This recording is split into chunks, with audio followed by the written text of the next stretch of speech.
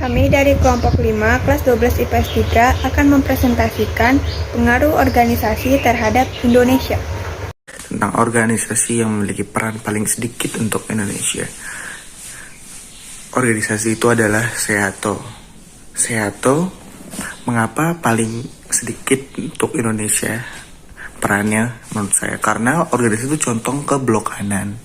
Dan tujuan organisasi itu diadakan untuk memberantas komunis. Dan pada saat itu Indonesia masih ada partai PKI atau Partai Komunis Indonesia. Jadi Presiden Indonesia saat itu atau Soekarno menolak keberadaan atau menolak menggabung Indonesia dengan SEATO. Organisasi yang memiliki pengaruh besar untuk Indonesia dan alasannya. Organisasi yang paling berpengaruh terhadap Indonesia bagi kami adalah KAFTA. Adapun alasannya karena dampak yang dari KAFTA pasca Indonesia bergabung sebagai berikut. 1. Harga masuk produk barang dan jasa semakin murah karena penghapusan bea masuk. 2. Meluasnya pasar ekspor dari komoditas Indonesia. 3. Meningkatkan kualitas dan kuantitas produk barang dan jasa. Adapun dampak negatif dan positifnya bagi kami membuktikan bahwa KAFTA berpengaruh di Indonesia. Apa yang akan kita lakukan jika menjadi pemerintah terhadap dua organisasi tersebut dalam memperbaiki kehidupan bangsa Indonesia? Dalam politik dan ekonomi bebas aktif Indonesia akan terus mendapatkan tantangan.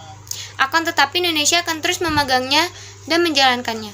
Sebagaimana kita menjadi pemerintah, apa yang akan kita lakukan terhadap kedua organisasi tersebut dalam memperbaiki kehidupan bangsa Indonesia, yaitu 1.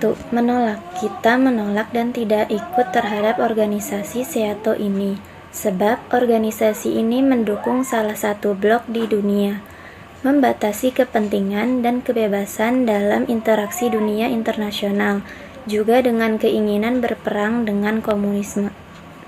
2. Mendukung. Kita akan mendukung dan menjadikan CAFTA sebagai contoh untuk memicu motivasi Indonesia untuk migrasi dari budaya yang konsumtif menjadi bangsa yang lebih produktif, kreatif, dan mandiri secara ekonomi.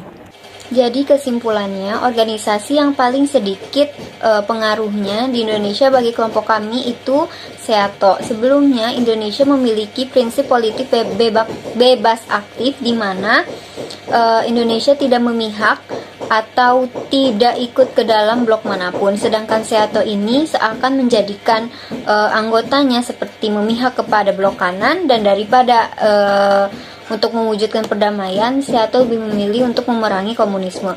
Jadi, Soekarno menolak dan melarang Indonesia untuk bergabung ke dalam SEATO. Jadi, pengaruhnya sedikit di Indonesia. Berbeda dengan CAFTA, yaitu organisasi yang pengaruhnya besar di Indonesia, sebab program utama dari CAFTA ini memberikan banyak dampak di Indonesia setelah Indonesia bergabung pada tahun 2010. Sekian dari kelompok 5. Apabila ada kesalahan, baik disengaja maupun tidak disengaja, mohon dimaafkan. Terima kasih.